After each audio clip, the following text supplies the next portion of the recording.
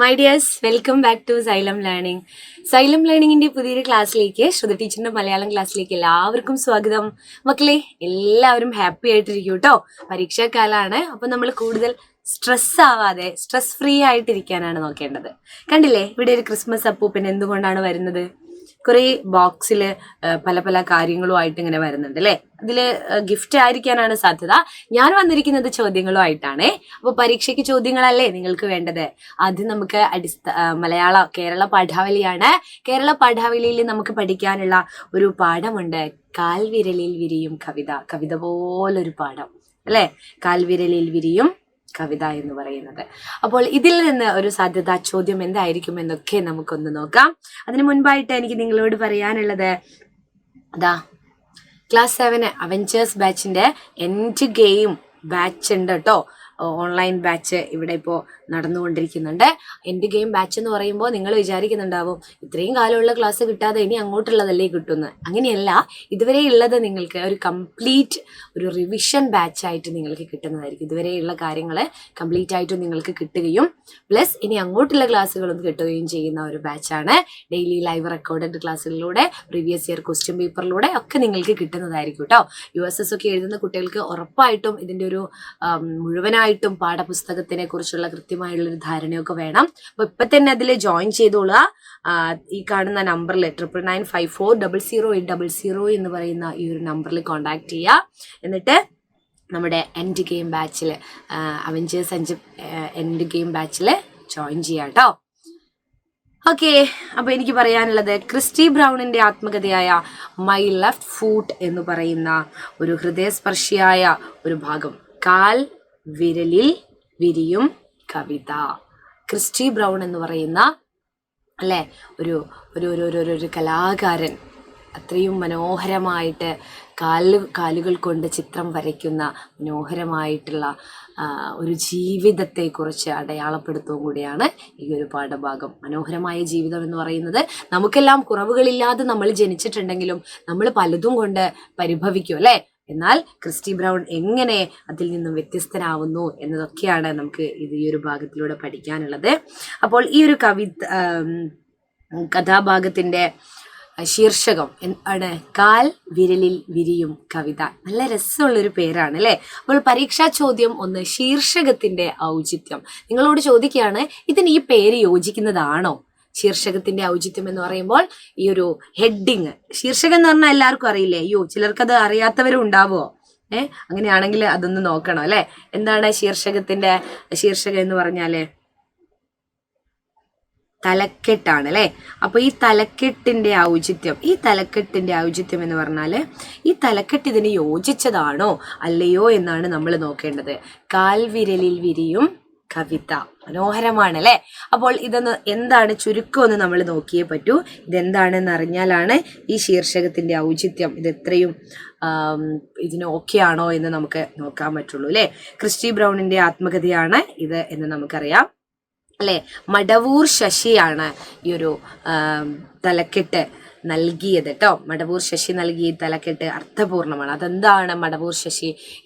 ഇദ്ദേഹമാണ് ഇതെന്ത് ചെയ്തത്? പരിഭാഷപ്പെടുത്തിയത് അല്ലെ.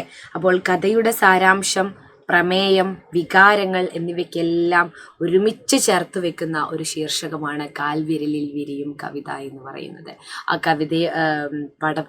പാഠഭാഗത്തിന്റെ അല്ലെങ്കിൽ പാഠം കൃത്യമായിട്ട് നമുക്ക് അറിയണമെങ്കിൽ നിങ്ങൾ നമ്മുടെ മാരത്തോൺ ക്ലാസ്സുകളിൽ പങ്കെടുക്കണം കേട്ടോ. സെറിബൽ പാൾസി എന്ന അപൂർവ രോഗം ബാധിച്ച ക്രിസ്റ്റിയുടെ ശരീരം തളർന്ന നിലയിലായിരുന്നു അല്ലെ.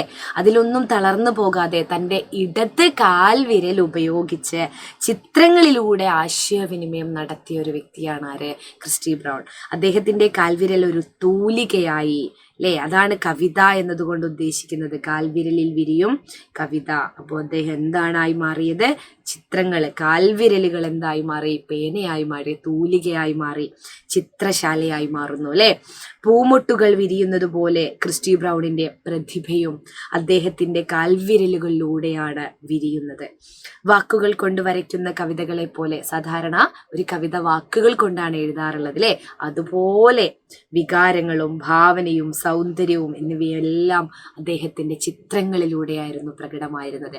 അദ്ദേഹം വരച്ച ചിത്രങ്ങൾ എന്തുപയോഗിച്ചായിരുന്നു? തൻ്റെ ഇടത് കാൽവിരൽ ഉപയോഗിച്ചായിരുന്നു അല്ലെ. അപ്പോൾ കാവ്യാത്മക പ്രകടനമാണ് ക്രിസ്റ്റിയുടെ ചിത്രങ്ങൾ. അതുകൊണ്ട് തന്നെ ഈ ഒരു പേര്, കാൽ വിരലിൽ വിരിയും കവിത എന്ന് പറയുന്ന പേര് ഈ ഒരു പാഠഭാഗത്തിന്, ഈ ഒരു കഥയ്ക്ക് വളരെ ഉചിതമാണ് എന്ന് നിങ്ങൾക്ക് എഴുതാം. എന്തുകൊണ്ടാണ്? ഒന്നുമില്ല, അദ്ദേഹത്തിന്റെ കാൽവിരൽ ഒരു തൂലിക ആവുകയാണ് ചെയ്തത് അല്ലെ. സെറിബൽ പാൾസി എന്ന അപൂർവ രോഗം ബാധിച്ച ഇദ്ദേഹത്തിന്റെ ശരീരം തളർന്നു പോയപ്പോഴും ഇദ്ദേഹം തളർന്നില്ല. അദ്ദേഹം തൻ്റെ കാൽവിരലുകൾ ഒരു തൂലികയാക്കി മാറ്റുകയാണ് ചെയ്തത്.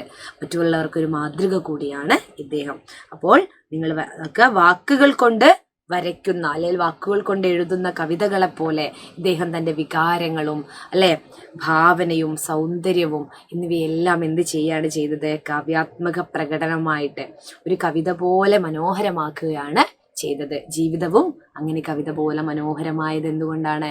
ഇദ്ദേഹം ഒന്നിലും തളർന്നു പോകാതെ നിലനിന്നത് കൊണ്ടാണ് അല്ലെ. അപ്പോൾ ഈ ഒരു പേര് ഇതിന് ഉചിതമല്ലേ? അപ്പൊ മക്കളെല്ലാവരും ഇത് പ്രതീക്ഷിച്ചോളൂ. ഈ ഒരു ചോദ്യം ഓർക്കുക. ക്രിസ്റ്റി ബ്രൗണിന്റെ ആത്മകഥയാണ്. അദ്ദേഹത്തെ കുറിച്ചാണ് ഇത് പറയുന്നത്. മൈ ലെഫ്റ്റ് ഫുട്ട് അല്ലെ.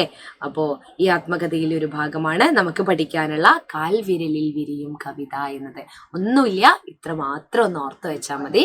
മറ്റുള്ളവർ കവികൾ കവിത എഴുതും പോലെ ഇദ്ദേഹം തൻ്റെ ജീവിതവും പ്രണയവും അല്ലെ സൗന്ദര്യവും വികാരങ്ങളും എല്ലാം എന്ത് ചെയ്യാണ്? ചിത്രങ്ങളിലൂടെ വരച്ചു. അതും തൻ്റെ ഇടതു കാൽവിരൽ കൊണ്ട് അല്ലെ. അതാണ് ഇതിന്റെ ഉത്തരവും. ഇത് വളരെ യോജിച്ച ഒരു പേരാണ് എന്ത്?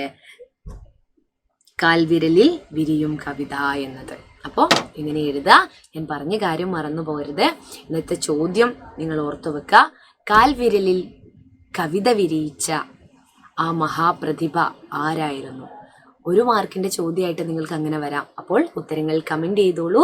കാൽവിരലിൽ കവിത വിരിയിച്ച ആ മഹാപ്രതിഭ ആരായിരുന്നു? കമന്റ് ചെയ്യണം കേട്ടോ. ഇതുപോലുള്ള ചോദ്യങ്ങളുമായിട്ട് വരാം.